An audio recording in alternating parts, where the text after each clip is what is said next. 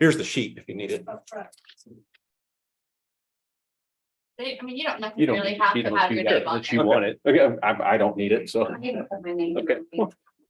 But can we make our comments when our agenda item is up? Or do we Are you an applicant or are you an applicant or a representative of the applicant?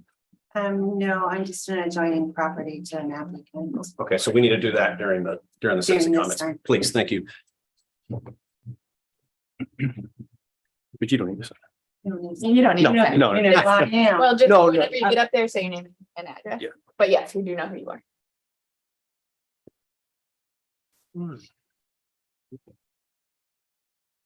Brian Olin, excuse me if I got that. That's correct. Okay. Same situation, same situation as Tammy. I'll pick the comments during the board. Okay, so, Oh, okay, so yes, so please make comments now. And if you don't mind giving your name and address if you come up to make comments, just so that we've got it for the record. Hello, everybody. Brian Olin, 1129 11th Street, Port Aransas, Unit 44. So I know this commission will take all of the facts into consideration, but my concern is the effect of flooding on the septic system. The adjacent area floods when the ground is saturated and there's a beach access path within a few hundred feet of the property location that floods, and all the residents need to wade through this water to get to the beach.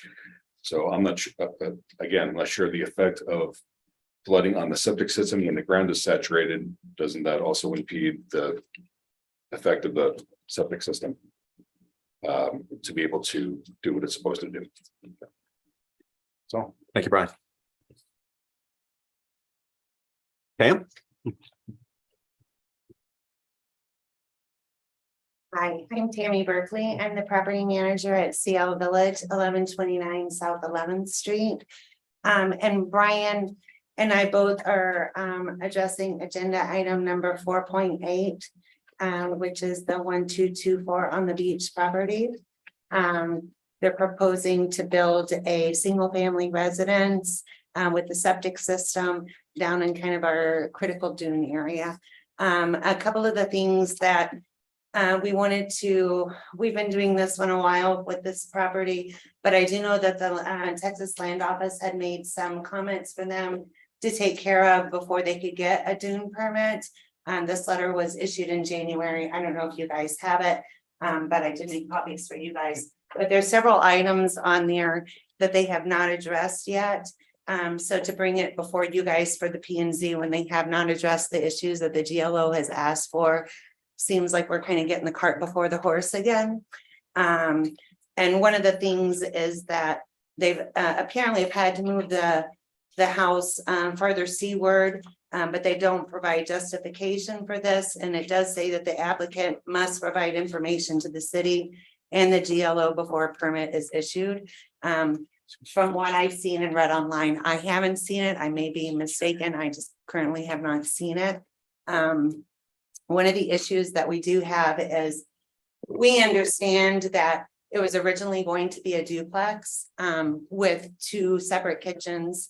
And because they have a septic system, you can't have a duplex on a septic system, according to what we found out from the water district. So to do this, they have removed a stove from one of the units, making it a single family residence. This doesn't reduce the use of the occupancy of a short-term rental on a septic system. And taking a stove out does not reduce the use of the usage. I've never had a septic system, thank goodness, because they sound gross, but every person that's ever had them, they've all told me they've backed up. No matter how careful they are, they've all backed up on their property. When this backs up, it's going to flood beachhead underneath our neighbors. It's going to flood underneath them with sewage water for their residents, their guests, their people. For CL Village, it won't make it to our buildings, thank goodness, but it will make it to our beach walkway. We're already trying to make plans on how can we raise our beach walkway if we get stuck with the septic system that's going to have our guests, our owners. We have owners that live there full time. We're not just short-term rentals that are going to be walking through sewage water. So the septic is a major issue for us down there. In a area that floods, you get the slightest rain. We have to put a little bridge out on our walkway for the slightest rain Tuesday. Luckily, we didn't get that, but it is very problematic down there. It's also been said many times that anything in those dunes do flow and make its way to the Gulf. I've heard that a bunch of times. We also have to keep in consideration when the septic system overflows, because again, it will at some point. It also will make its way to the Gulf as well. So then you're dealing with sewage water, people that are on medications like diabetic medications, those do not get broke down by the chemicals in the septic system. So those are going into our dune area, which will affect the wildlife. Could go into the Gulf, affect the fish life as well. So we'd really like for you to consider, we know that it technically is without the stove, a single family home, but it's just a loophole. It's still a duplex. If we could just shrink in the size, lessen the occupancy, the use, short-term rentals, guests. Most of them are great. Some of them are not going to pay attention to signs. They just don't read when they're here. So they're not going to read what not to flush down a septic system, what to put in a septic system. They're just not going to pay attention to those. I can't get them to read a sign about what to recycle in a recycling center at my place. So it's not going to work for the septic system. Those are just kind of our talking points. I know my 3 minutes have got to be getting close. Our attorney says that the compass is still incorrect, that it shows that it's in a northeast southwest fashion. And then that it's actually a northwest southeast in line with prevailing winds. I don't know if that's been corrected, because honestly, I look at it, that's attorney talk, but apparently the compass is wrong and it is flowing in a northwest southeast in line with the prevailing winds. When we cut the dune through, we're just cutting an opening to the heart of Sea Village and to Beachhead for us to get flooded in high waters, storms, that type of thing. That's pretty much what I have for you guys. Thanks, Tim.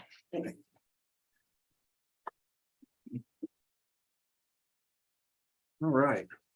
Anybody else? Item 4.3, discuss and take action.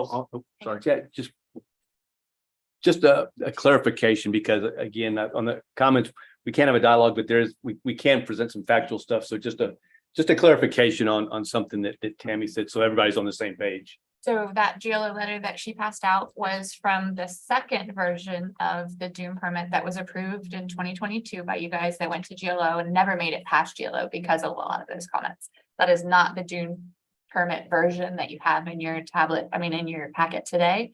They went back to the original dune permit that was approved by P&Z and approved by GLO, but didn't make it through council. So When the septic issue. correct, when the septic issue came up, council said, we're denying this dune permit until you can bring us an approved septic plan. Because we had another version that was approved before this one was brought back, we decided to bring it back to P&Z. So this is the very first original version. It's not the version that GLO has written that letter out. With no movement of the house. It's not the version that moves that house forward at all. So we just want to be clear. And it has documentation on the septic system. Correct. We'll get to that. There's a lot of it. Yeah. Yep. There's like 50 pages of it. Yeah. That's what finally got me to sleep last night. Okay, items 4.1 and 4.2 have been pulled from the agenda today. Item 4.3, discuss and take action on the minutes from Thursday, August 3rd, 2023, Planning and Zoning Commission meeting.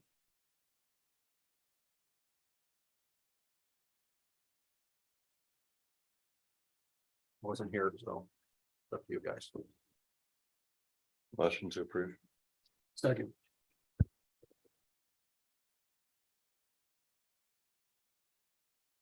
There's a motion from Richard K and a second from Mike Dan. Mike Dan. Stephen Wilson, Yes. Nick Lorette, Yes. Mike Dan, Yes. William Strieber, Yes. Richard K, Yes. Craig Scott, Yes. Chad Schmidt. Abstain. Item 4.4, discuss and take action on FPLT 23-001288 Palmia Beach P PUD Unit 7. Your chairman, commissioner. So especially the new commissioners, you'll see multiple final plats for the plan unit developments as they phase their development. And this is a good example of one such final plat for an additional phase. This one changes a couple of things. Setback lines is really three different configurations of building lines. Very typical for a planned unit development, as long as the changes are within the fundamental purpose of the planned unit development, which is mixed use residential. You've probably seen the planned unit developments are set up in transects, which are kind of zoning areas within their own area that allows for different things like such as urban construction, mixed use, recreational, et cetera. So with these types of changes, although it's a change, it doesn't really fundamentally change the use nor the intent of the planned unit development. So they're not really considered, somebody asked the question about a variance. It's very routine. Sometimes something even a little bit larger, several residential lots may be combined into a condominium lot, still within the purpose of residential and the uses of what council had originally approved. So we really don't take issue with that.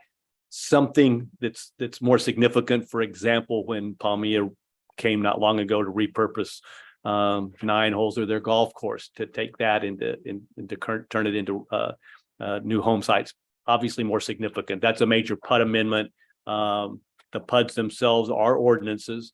And so that would be something as an example that would require a council approval. So I just wanted to kind of spend a little time just explaining that, because you'll see lots of these final plats as the different big developments continue their phased development. So with that, this is that's what this particular one is. There's a couple of minor changes, but it's the next phase. We still, on all the plats, we reach out to the utilities, make sure that they're in agreement. You'll see in the file that all the utilities were in agreement and approval of the plat. So it's consistent with our ordinance, so we'll recommend approval. Phase 7 this plat was actually approved before. They just wanted to make changes to it. And since it hadn't been filed Recorded. yet, the infrastructure, they're working on all of that. It hadn't been filed yet, so it does still have to come all the way through. You'll see on the red line pages, the major change to it is the addition of that lot. And then some changes of some setbacks and increased some setbacks. Some and a increase, some, reduction yeah, of some others. increase, some reduced. We do have the engineers here in person, if anybody has any questions.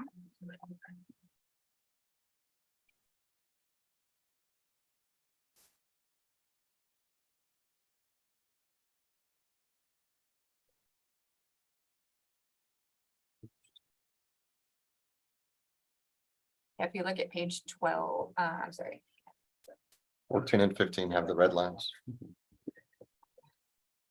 page 18 of 276 is what I show. You know what, because mine includes the minutes and y'all didn't include the minutes.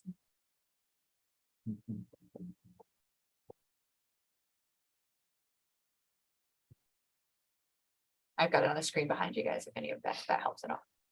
So the change to 7.5, that's not one we see very often. Was that something that PUD decided they were doing? Or? I'll let Stephen talk to you guys about that All reasoning behind it, because Hello, Commission, Stephen Grunwald with Urban Engineering. The 7.5 setback came from AEP. In a lot of places, we've got a 5-foot utility easement, and they just wanted, in those instances, for the building setback to be a little further off the utility easement.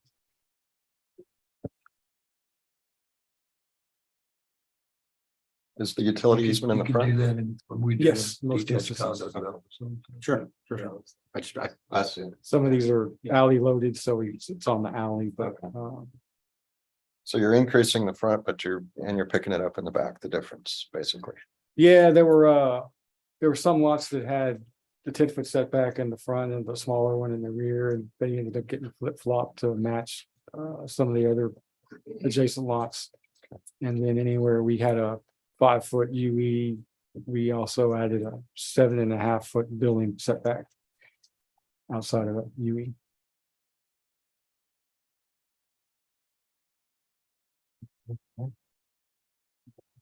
so the utilities will stay in that back, but they just wanted extra space for Correct. the building. Little margin for Yeah, error. I get that.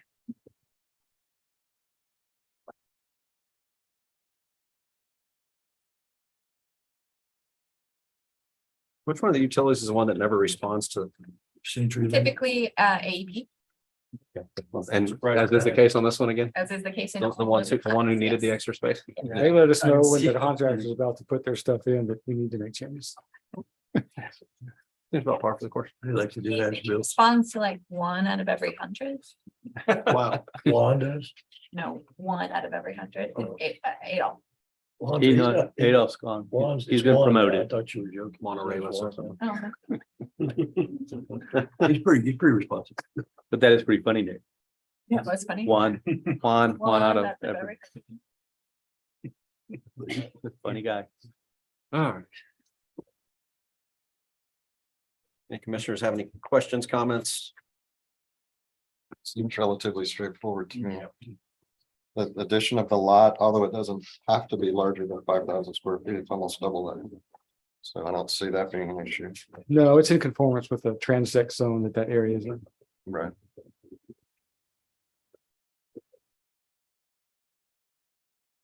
Can I invite a motion? I'll make a motion to recommend approval to council for FPLT. Excuse me. Second. Put that agenda Radiation. No, right up here. That's got everything. FPLT 23001288. Nick Loretta has motion to recommend approval. Second. Mike Dan is second the motion. Richard K, Yes. Craig Scott, Yes. William Struber, Yes. Mike Dan, Yes. Nick Lorette, Yes. Stephen Wilson, Yes. Chad Schmidt. Yes. Motion carried. Thank you. Thank you. Thanks, Steven. Item 4.5, discuss and take action on FPLT 23-001290 Port Aransas Community Center.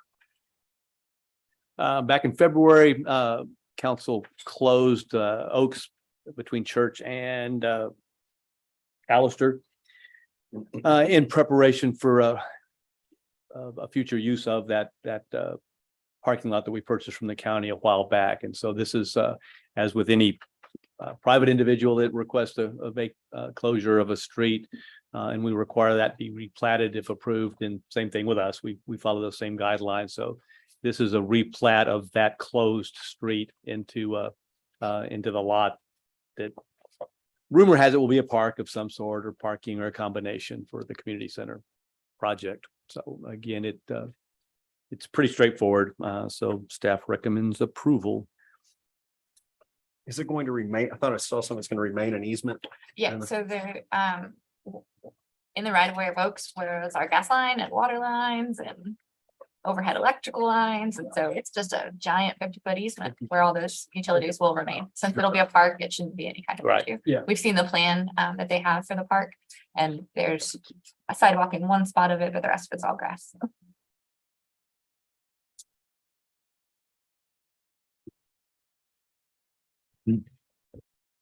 Make a motion to, you got a question? No. You want to do it? Go. No, you got it. All right, we got, I'll make a motion to approve item 4.5 FPLT 23-001290 for the Port Aransas Community Center. Mike Dan has motion to approve. I second that motion. Stephen Wilson is seconded. Okay, Nick Lorette, Yes. Stephen Wilson, Yes. William Struber, Yes. Richard K, Yes. Craig Scott, Yes. Mike Dan, Yes. Chad Schmidt. Yes. Motion carried. Sorry. All right, this is good. That's where the fun starts. Item 4.6, discuss and take action to confirm BFDP 23-000685 is consistent with the city's coastal management plan. The applicant proposes to remove sand that is encroached and reclaim the parking lot. Applicant Fred Samudio, Dunes Condominiums, property location 1000 Lantana Drive. Did I say his last name right? Samudio? Thanks. So this one actually is kind of a twofer, because you'll notice there's also an area that's identified as a no dune area, which will also be a determination should you approve this. But here's a classic example of sometimes something that may not seem terribly necessary. It's a parking lot. It's an asphalt parking lot. However, the rules are the rules. And once that sand encroaches out on that parking lot and mounds up a little bit and certainly starts to grow some kind of vegetation, it is a dune. I think the Dunes condos have learned that they will probably maintain that parking lot in the future.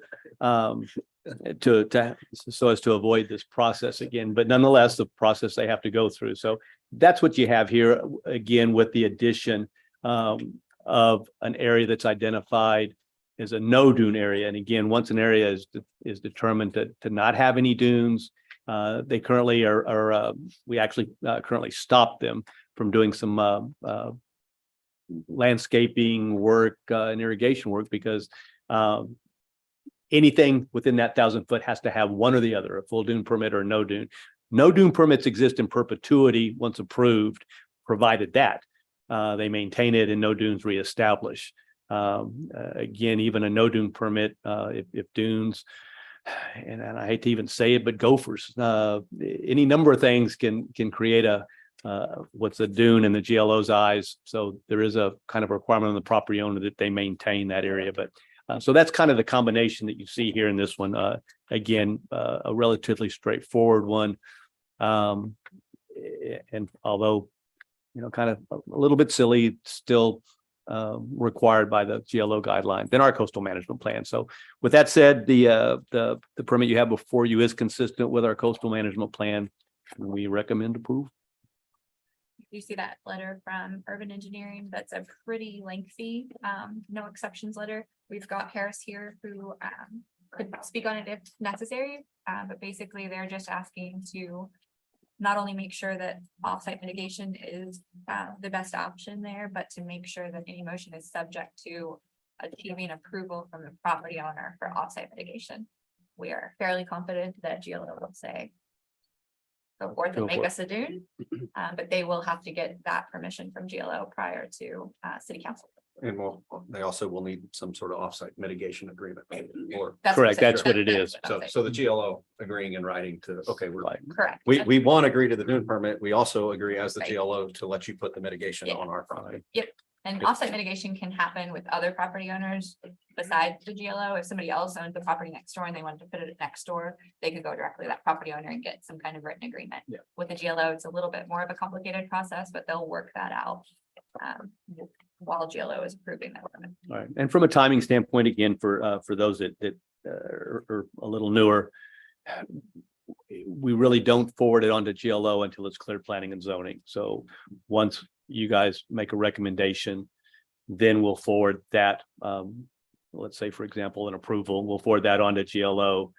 Their comments then will be provided along with your recommendation to city council. Now, should the GLO come back with some onerous comments, we will try to reconcile that with the applicant engineer, ensure that it's consistent with our reviewing engineer before we do take it to council. So it's not an absolute because GLO has delegated that authority to city council, but it's good practice that GLO kind of be in agreement because they do, for a lot of the properties, hold the land lease. So without the land lease, no matter what the ultimate desire is, the applicant probably will have an issue. So anyway, just to kind of give you an idea of the timing. Nicole, we already spoke on this, but just so everybody knows that even there's the offsite mitigation, and then there's also the fact that the dune permit doesn't stop at the property line. So, because you would come back and say, well, potentially you would need another dune permit because of where you're putting the mitigation, but the dune permit encompasses that whole area. But with GLO giving permission to use that to dump the sand back on the beach. And it normally, if it was a separate property owner, like an adjacent property owner, private property owner, we would get that approval to you guys before planning and zoning. But because it's kind of a lazy process to get that agreement with GLO, more likely to happen than an adjacent property owner, but a difficult government process to work through. We don't want to make them go through that whole process just for you guys to possibly say, we don't want this dune permit at all. So with that, that's why we wait with GLO. And if we approve it today, it's literally going there next Right. anyway, so. Right. And it might take a Right. little bit longer than a normal GLO review because they do have to work through that process of allowing that offsite mitigation on their land. Okay. So we can make our approval contingent upon And that. any motion needs to be subject to approval by, An acceptable offsite mitigation agreement. right, Exactly. Looks like they're 3244 cubic feet, and we're going back in the same amount. One to one. Straight. Yeah. And then you guys saw that the no dune permit part is a separate amendment to that. Okay. Yeah, well, I just even do a little bit more, but obviously. this one's- Is that a separate approval? as well? I don't think so. I think we Can can be approve part it of all it. as one. Maybe the motion should say the dune permit and no dune permit. Just to make sure. Okay. And the no dune permit allows them to just maintain it without getting. Right. In other words, it's an acknowledgement that there are no critical dunes. And with the designation, with your approval, then anytime they want to mow, they need to replace irrigation, all of that, which technically would require something, now they have it. And as long as they keep it maintained, they'll always have permission to do that. Is that for the area that's going to be removed and mitigated, or is that for the whole? So It's it's proper. gonna be so if you see the sheet right there, what they're calling the no dune area is the yellow hatched lines. That's all flat. Whatever kind of grass they've got out there right now. So it's gonna be all of that area. It's not really going to include this parking lot area, but they know to keep their parking lot clear of sand, so it doesn't form another dune. Who will, so, you know, if they get this and get the no dune permit, if they do not perform maintenance, who will decide at what point they have to go through this process again? So whenever they come in for a building permit, that's when we'll look at it and anytime anybody comes in for a building permit, we say, you know, are you within this 1,000-foot dune protection line? If they are within that 1,000-foot, we look for a dune permit. Or in a case of a flat land, we look for a no dune permit. As long as they've got those in place. A good one is Cinnamon Shore South, whenever they did theirs, they got a dune permit, did all the mitigation work, came back in immediately after, before they even finished the infrastructure, and got a no dune permit that covered all of that area, so that each individual property owner wouldn't have to go in and get a no dune permit to, you know, build their house or to put in their pool. So we've got a blanket kind of no dune permit for that area. Most subdivisions do that. This is a very old piece of property, so it existed before dune permitting existed. If you let the dune grow back, you're gonna have to go for a dune. Yep, that's the bottom line, yeah. The property just to the west there got demoed after Harvey, and a little mound had formed from the wind and everything else. They had to get a whole dune permit Yeah. because it was originally flat and just wind blown and everything else, and then it started vegetating. They Yeah, became- sweet park. Yeah, we recently had one in, I can't remember if it was Royal Dunes or Mustang Royale, and they had a dune permit. Pulled all the sand off, and then they had some construction material there. Well, that construction material sat for so long that all the dune, all the sand, all the blow sand formed a dune over that, and so they had to re-get a dune permit to clear that out. Wow, So, I mean, we Yeah. take it Yeah, serious. it is. That's good. it's good.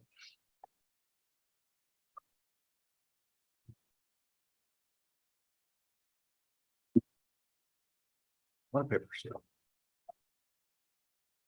All right, I'll make it. I'll try it. We'll big go with one. the motion to approve. Let's see. DP 23-000685. Mhm. The dunes is condominium. Dune permitting contingent upon an acceptable mitigation plan approved by the GLO. And said approval to also include the no dune permit as well. Perfect. Richard K approved with contingencies. I'll second that. Stephen Wilson has seconded. Mike Dayon, Yes. Richard K, Yes, William Streber, Yes. Craig Scott, Yes. Nick Lorette, Yes. Stephen Wilson, Yes. Chad Schmidt. Yes. Motion carries. Item 4.7, discuss and take action to confirm that BFDP 23-001322 is consistent with the city's coastal management plan. The applicant proposes the construction of a 10-foot wide elevated dune crossover with passing areas. Applicant Vince Ame, property location Mustang Royale NUD lot 47. Thank you. As the application implies, this is a 10-foot wide elevated dune crossover. It does have some passing areas in their design. It is pretty consistent. You have a significant amount of documentation regarding that. I think I assume Harris, this is one of yours to speak on if necessary.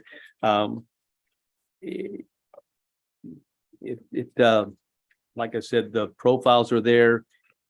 The, I think the one question is if there's an area where we don't quite hit the guidelines of the 1-to-1 height ratio. I think there's a reason for that. I had a discussion with a couple of you. There's always a challenge when you, and again, I can tell you that all of the walkovers in the last decade that we've been involved with have done a really good job of going up and over the dunes. In meeting that ratio certainly more often than not. But occasionally it doesn't work when you go up and over and you have slopes that have to be dealt with. I don't want to imply that the walkovers can meet ADA. Like I said, it's a challenge because of the topography and the protection of the dunes and all things considered, but you do make as good an effort as you can to have some kind of reasonable slopes. And sometimes it's just unavoidable to not do that. And that is the one thing I'll note here in a small area. Engineers do a really good job from what we've seen to work around the bigger dunes and to lay these things in to create the least impact on the dune system as possible. So with that, a 10-foot wide walkover is certainly it also had come up about the width of that. And I explained that in our coastal management plan, we talk about the concept of minimization, but it's in my explanation. Oftentimes I'll just use kind of an abstract term. Is 10 foot obviously is less impactful in a 14-foot, which we've seen. Clearly a 6 foot would be less impactful in a 10-foot. But the considerations that have often come up are safety, both carts and pedestrians. And the fact is that we just have become a golf cart community. And if there's not accommodations, it's our opinion that if there's not accommodations made for carts to get to the beach, then it's just going to put people in vehicles on the highway, and a greater number of people, they're still going to get to the beach. So it's there's really no right or wrong answer. Again, that's why you guys get paid the big bucks. But I just throw these things out there as considerations. Again, it's a function of the number of homeowners and or guests that are served by these walkovers. And like I said, so there's a lot going on when you see a walkover. And again, I'll give a lot of credit to the applicant engineers that we deal with. They know these things. I think they actually study it. And I can't really say that I've seen somebody that's come in and really tried to do something that doesn't take all of that into considerations. It's always a very reasoned, deliberate application that we've seen in almost all instances. So with that, this one is consistent with our coastal management plan. There are no hard and fast rules regarding the things I just kind of rambled on about. So there was a couple of back and forth comments between the reviewing engineer, but ultimately all the issues were reconciled to the reviewer's satisfaction, and you'll see that those letters in there as well. So with that, I'll entertain any questions, or we actually have the project engineer there for something more technical. Staff recommends approval. It is consistent with our coastal management plan. So who owns the property that's going over? The city, City. Okay, they have a blanket easement that allows for beach access, which covers the walkover. got it. And so the same exists when it gets to the GLO property on the other side. There There's is no none. GLO. Okay, so property. it's city all the way. City all the way. Right.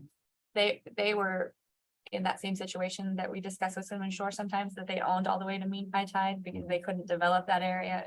My guess is it made more sense for them to donate that to the city. Yeah, they The dedicated city it. owns that property. Oh, Beach walk dedicated.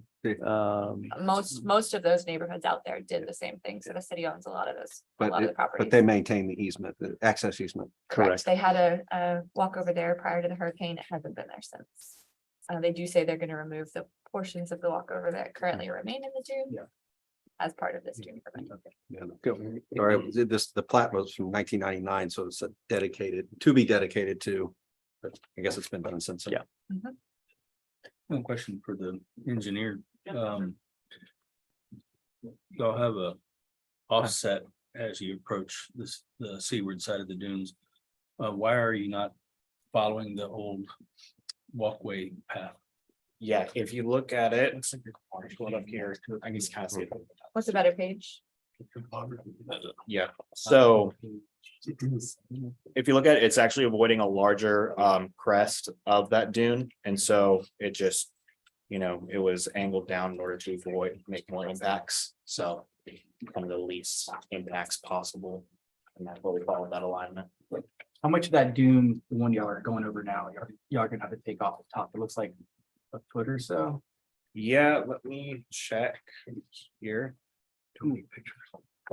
If you look at it, it looks like Good camera. maybe about 3 feet Yeah, or so, but it doesn't get a lot of width on it until probably that bottom foot right there. And yeah, we're only removing what we have to in order to construct the dune, walk over it. Everything. Yeah. Calls out about 122.19 cubic yards. Not much. Mhm. And the other material, this is actually a Mhm. pretty good view of it. The material at the beginning of that walkover is going to be mitigated for, but it will remain in place. Yes. So a situation like that is always preferable because you're not actually impacting the dunes as much as you would be if you were removing all of that. But you are still mitigating with new fresh dirt. somewhere Gotcha. else. But also a good time to also point out too that we always ask that and actually, I don't like things that are implied because they're not specific. So on the terminus side of a walkover where it actually exits onto the beach, engineers draw it in very precisely and they have a location, but we make it very clear that the city reserves the right, and we have an expectation that we get with the contractor, and we actually want to see a stake as to the furthest most plane of that walkover. I think everybody's kind of come to that understanding now. So even though there's a very, very concrete drawing of that terminus and where it's going to go, we do, like I said, we do want to make sure that we lay eyes on that relative to the beach, what the location is. We also obviously have a lot of toters that have bollards protected around there. So we generally make sure that the furthest most portion of that walkover is behind those toter bollards. So the maintainer can just sweep down there and not have to worry about what's there. Because the terminuses oftentimes get covered up with sand. And so, like I said, that's our general rule. So Doug or I or somebody will actually go down there. We'll ask them to stake it and give them that limit. So it adjusts a little. So when you make that motion, I just want that on the record that, subject to final approval of that absolute terminus. And we do talk to the contractor when they come in to pull the actual building permit, and they're all pretty on board with doing that now. Question. It's I noticed that it's gonna be a top-down construction method. Mhm. So you'll start at the landward side and work Yes. towards the beach. Yes, sir. That's the Okay. plan. And do you anticipate having heavy equipment on the walkover? No, well, on the walkover, yes, as they build along it, they don't have to put any equipment on the sand. There is a small construction corridor that we've reserved as temporary impacts, but it's someone just walk on foot, go and place some screws or something like that, or help set the pilings and everything like that. That's the So intention. the bollards are the pilings that are gonna be removed from the old 5-foot walkway. How are those going to be removed? In the same method, they'll drive up to it, pick it up, pull it out, and then carry it back over. So in that case, What about the areas? there's on page 133. There's a picture of the pilings from the old walkway that's part of the process. Is that right? To be removed, Yes, sir. but there's not a way to get there without driving over the dunes in a bobcat or in a machine. What would be the proposed method to remove those? It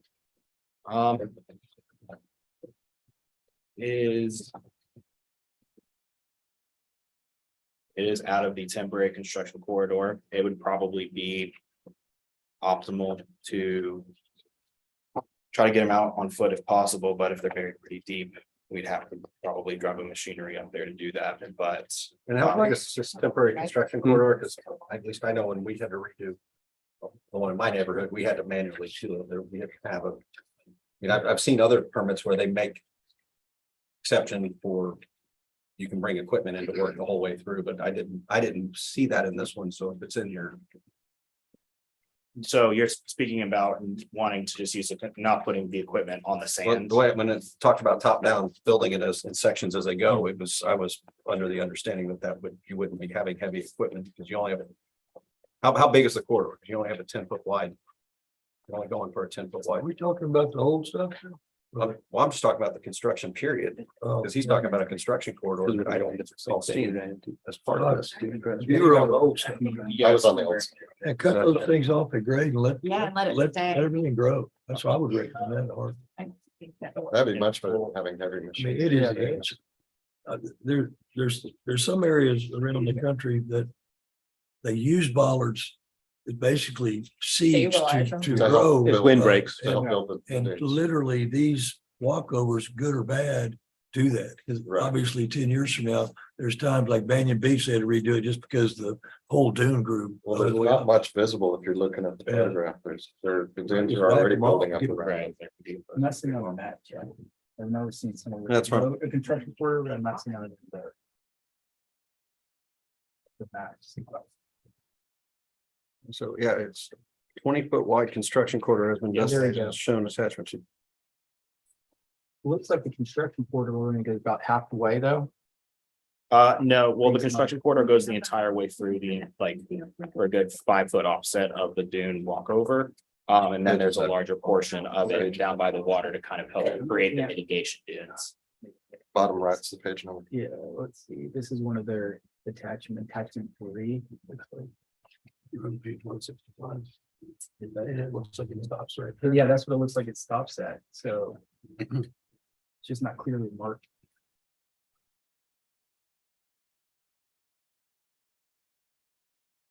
I'm reading that correctly. Yeah, so sorry, I was reading the verbiage there. first. So it looks like the way that it's drawn as a construction corridor just stops halfway there. Page there. 165. 165. What attachment is that, may I ask? Attachment 3. Okay. 3. Yeah, the map just doesn't clearly show at least the full way of the construction corridor. And the verbiage really doesn't say it specifically either. Yeah, if you look at the attachment number 4 and look at the orange hats kind of surrounding the alignment, that's meant to be the kind of construction corridor that they are intending to keep. We are intending to have the And that contract to keep. continues all the way to the beach. Yes, it does. Okay. So which one are you on now? Next page, 166. That shows that. Attachment Just the 4. previous. Yeah. attachment. Mhm. 3 didn't show it all the way to the beach. Yeah. Attachment 4 does. I think there's some that are never, there's some that don't.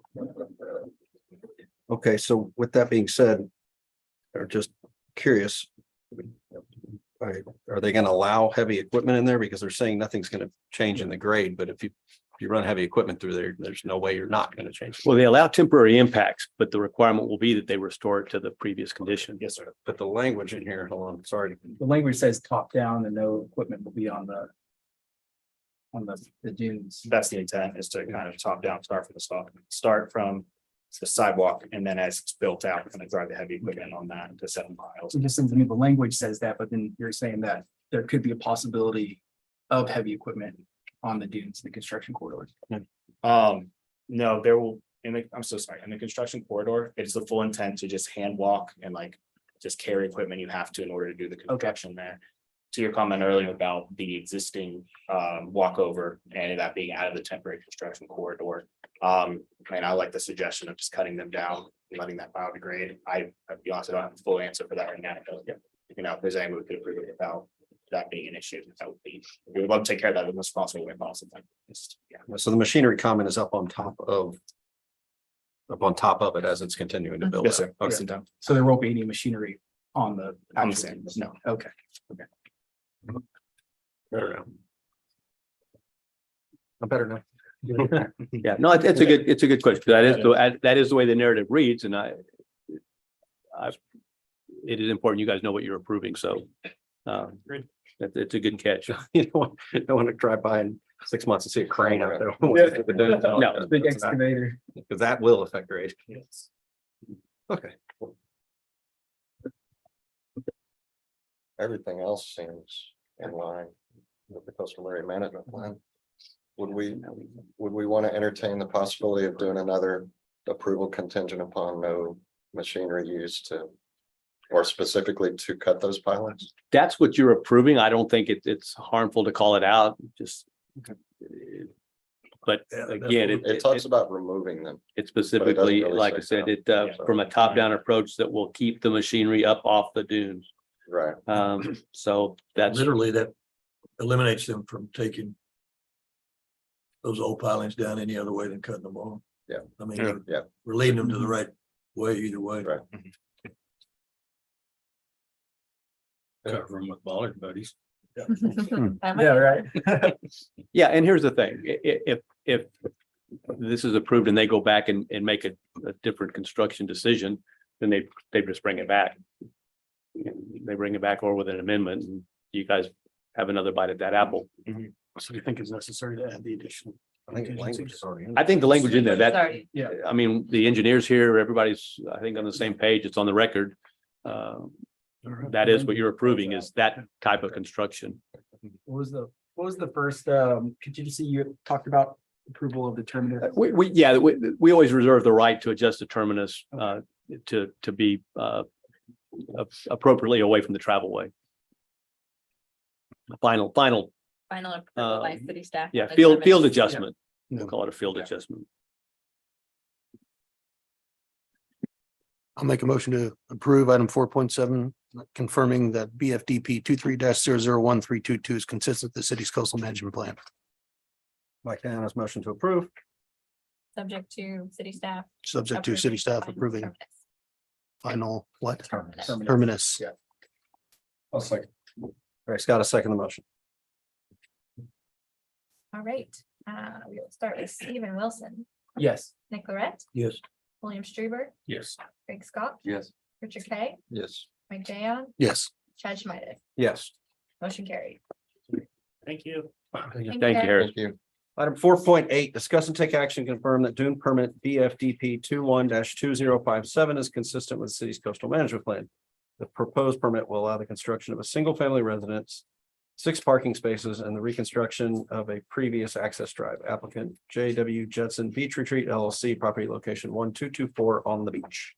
Thank you. And I am going to let Nicole go over the history of this for a reason that will become obvious very, very quickly, since I had a late lunch.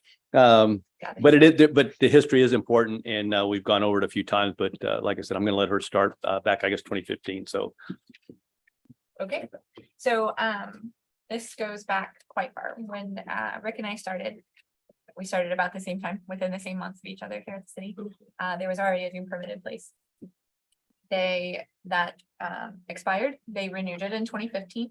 So they got a regular dune permit, went through the whole process. Planning and zoning, GLO approved it, city council approved it, they had it. That included the drive.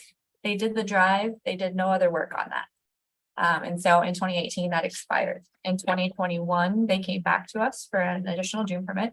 That's the one that you guys, not you, everybody specifically, but planning and zoning approved. That went to the GLO. The GLO reviewed, gave us back the comment letter. So basically approved their permit. It went to city council. It was at city council, there was a lot of discussion. At one point, we took it off the agenda for city council because we weren't sure the applicant has to send out some notification to adjacent property owners. We weren't sure that that was done exactly correctly. So we pulled it off that agenda, did it for the next month after that. They were all notified, they came. City council decided that they wanted to see the approval of the septic system prior to dune permit approval, which we always get approval of a septic system. Typically, after the dune permit is approved, that doesn't give them the right to immediately start building a house. They still have to go through the whole building permitting process. So they still have to go to the water department, which is at that time is when they would normally get their septic approval and come back to us. So it took some time to get a septic approval. When that came back to us with an approved septic system, it had the drain field seaward of the house, which is acceptable for the water department, but that is against our coastal management plan. Our coastal management plan requires any septic field to be landward of the house, so not right on the beachfront.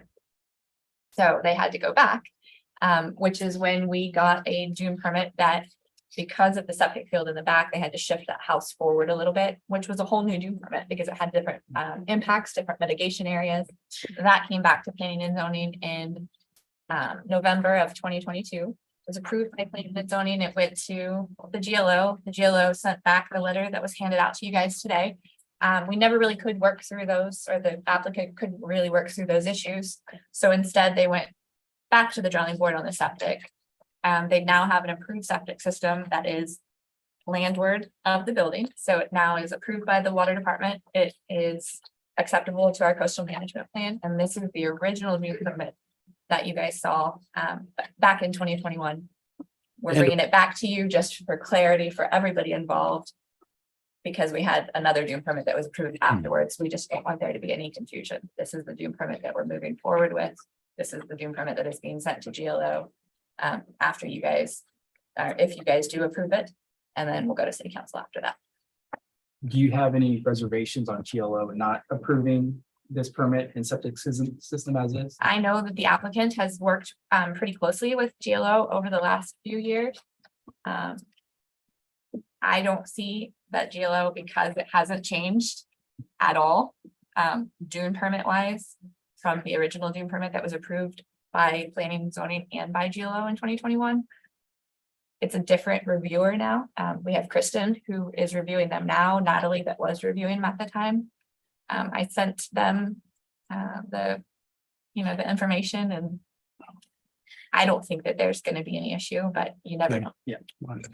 And I want to talk about this, the septic system for a bit. So in the past, because again, you all know that the city doesn't own the water and sewer utility. That's under the authority of the Nueces County Water Control Improvement District number 4.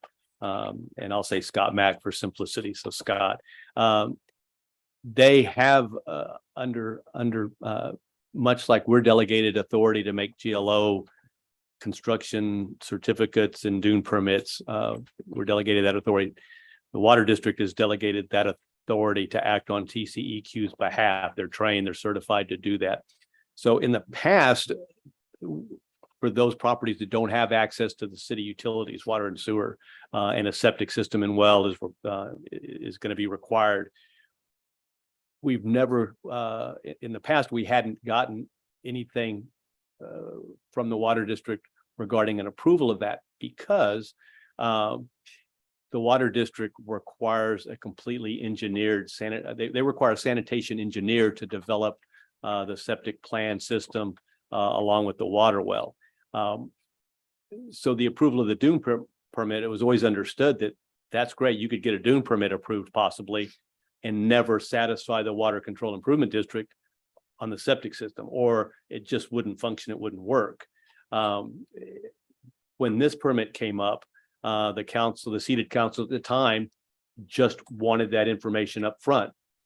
The language in the ordinance was such that you could certainly interpret it that way, that what level of that you needed was certainly at the council's discretion, and that's what they chose to do. About the same time, the water district realized that when you're dealing with rental properties and number of days rental, that it triggered a different type of, we keep saying septic system. As I understand it, and I'm not a sanitation engineer, but we know a lot more about it now than we used to. The way we understand it is that what they are required and what you have before you is a wastewater treatment facility, albeit small, but something that is monitored much like the big ones. When you hear water boils and the monitoring, because there's this type of system, our understanding is requires the same kind of quarterly monitoring under TCEQ control. So it's pretty complex, is the diagrams and the specs that you have indicate. I know there's some concerns about about flooding and everything else down there. I can't speak to that. All I can say is that that the water control district is very cautious about giving an approval, because they're basically operating under TCEQ's authority when they do that, to give approval to something like this. So that's why you have all of this detail and information. It basically, it was born of a council request. It's an entirely different council that's seated now. But nonetheless, this process already was set in motion. So I'll leave it at that, I guess, for any additional questions. Regardless of what happens with the dune permit, there still becomes that inspection and process of that water sewer utility that's not under our authority, that's under the water district. So whatever is presented here, Scott will still have their people go out and inspect that component. We just have to ensure that it's the placement, which is landward, landward of the house and all of those things meet our ordinance. Scott doesn't care where it is. We do. So those kind of things is under our authority, but the system itself is there. So I've probably rambled enough on that piece, but I just wanted to share that because it has been an important part and it has been, there has been a lot of discussion on it. To second what Rick was saying, and we see stuff all the time that comes through here, and this is just for you guys that might not necessarily agree with, but we're not the judge, jury, and executioner. We're tasked with making sure the dune permit itself follows our coastal management plan. Whether it's a single family 25-bedroom house or a 4-bedroom house, I don't even know why the applicant put the house in here, because that's not something that happens at our level. That happens when it goes through building and development, and they're the ones who make the decision if this house can be done on this property or not. Hence the reason them going to this commercial, almost a commercial type system, limited them. Normally you get 3 dwelling units per acre in the dune complex. And due to right. this, they can only have 1 dwelling unit in the whole thing. And obviously, albeit they took out the cooking facilities on one side to make it a single family home versus a duplex. At our level today, it doesn't matter, because that's not what we're tasked to do. And that comes at another stage further down. So But Ms. Tammy is absolutely correct. Like I said, as Chad said, there's not even a requirement they submit a floor plan. That's irrelevant to the dune permitting process by ordinance. But since they did, she is quite accurate. It's a technicality, but it's a technicality that we don't have any choice but to adhere to. If they take that out, it just becomes one big house instead of 2 smaller houses split up. But like I said, that's just the building code. A lot of you are aware of that. It is an interesting, like I said, technicality, but it is technical, and it does change it from a duplex to a single family, which is what they intend. What we have here is essentially what we've already approved once, Chad, but with far greater detail. yes, and a Yeah. 60-page septic system. Yeah. We brought it back because it just too much time had elapsed. And an engineer stamp to prove it. Yeah, too much time had elapsed. It went one direction, went another, and we just took our prerogative and discretion to say, you know what, we're gonna start over, and we made the applicants aware. We're just gonna go back. But you are correct. This is the same permit that was approved that followed our protocols at the time, which was, the whole septic thing was a whole nother issue. The final building permit was always going to be subject to the water control district approving some type of water and sewer, since that was their lane. But because of a council request, we took this approach. Excellent. Yeah, the putting the plans in here it says they've got 8 cars and 8 parking spaces in some places, 6 in another, and an 8. It was just muddying the waters. What's that statement? I have a couple of different use. I get a map in there that shows the septic is where. Oh, you Google map where you go buy stuff. Is there an engineer? Yeah. There is not. No, he did indicate he would be available by phone call we do have if there was really anything, but Which thing? If anybody wanted to ask the engineer any questions, that's what. Do you guys have any questions? We can get him on the phone. He is theoretically. ready and waiting, according to the conversation we had yesterday. I don't think it's a question for him, but part of the permitting for this waste treatment facility is it's one of the types of sewage treatment systems that needs to be inspected on a regular basis. I heard that earlier. So that's going to be part of this. I think I just read where it says that you know, there's gonna be a person that's required to come and inspect it. I read that too and I couldn't find it. Yeah. 73. No, I just read it. Requires it on mechanical aerobic type system. And these every year. And these are far from the deer camp or beach house when we Right, put the 55-gallon barrel in Made a leaching field. and have a little leach field. Yeah. It's But again, all under plus, yeah. the plus water control fails. districts. It fails, it's not the city's problem. The county can come in and punish them and make them remedy it or shut them down.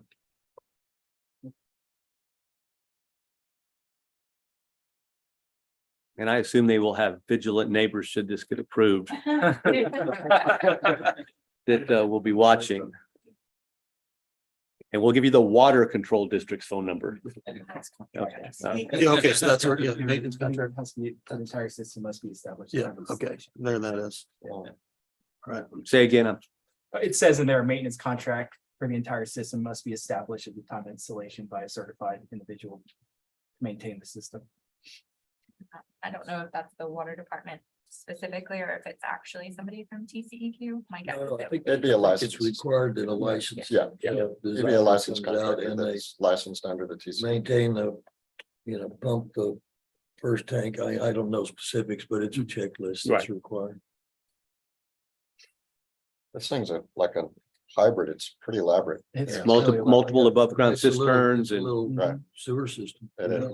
It's not mine. So come on. yeah, no It's kidding. not your normal septic system. for No. sure. That's a lot. Chlorination required, so it's an interesting No. addition to it. Probably already spent a bunch of money on it. And if I can ask a question, I think you've kind of already answered it, but just to sort of confirm for my own benefit.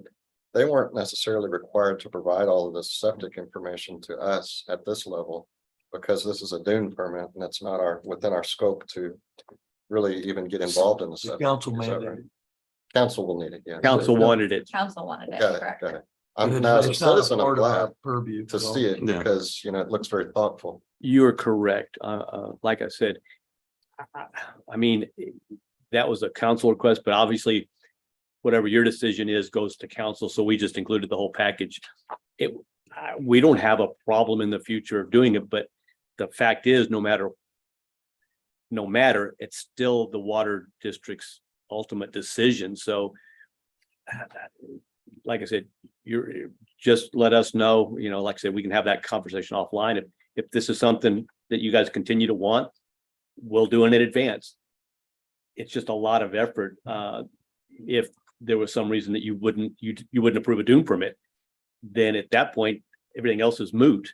That was always our approach before. So like I said, we certainly, staff will provide whatever you want in the future when it comes to septic. There's not a lot of properties left, so at the end of the day, it's not a big deal. But that'll be your call. This was council's, so that's why you have it, because they wanted it. It's whatever you guys prefer in the Gotcha. future too. Thank you. We've learned to beat the horse even more. We've learned there isn't a septic system that can't be developed if you have a big enough check. This is probably a good example of that. So there hasn't been a property yet we've seen that couldn't accommodate a septic. It's just how As long much, as you want to spend yeah, money. how much money, Yeah. It's what system Scott would require, TCEQ would require, and are you willing to write the check after the fact? Yeah. Yeah, And- now I'll shut up. And that happened with the Cabela's. Cabela's dune permit. So we approved the dune permit, GLO approved the dune permit, city council approved the dune permit, and then they went to the water department to get their building permit, and they had to go to great lengths to get their septic to work. And they went through a lot of time and trouble and probably a great deal of money to get that working before they could come and apply for their building permit. They had to get that approval from the water department. Gotcha. They both make sense. I mean, economically, I've always, philosophically, it's always been at least give the applicant the least expensive financial impact as they go through the journey of if they're the city and the other government agencies are able to get to the privilege of building. Right. And so in this case, they had to spend their money because the council asked for it. But no matter what, they're never getting the permit. I mean, they're never going to get to build if all of those things aren't checked. So Check, right. it's really arguably, there's no reason to do it. I don't think. I mean, to change the rule, because you could argue that applicants should do it for their own sake, do that first before you design your house, but it's just, Right. there's a check and a balance for all of them, so it's, and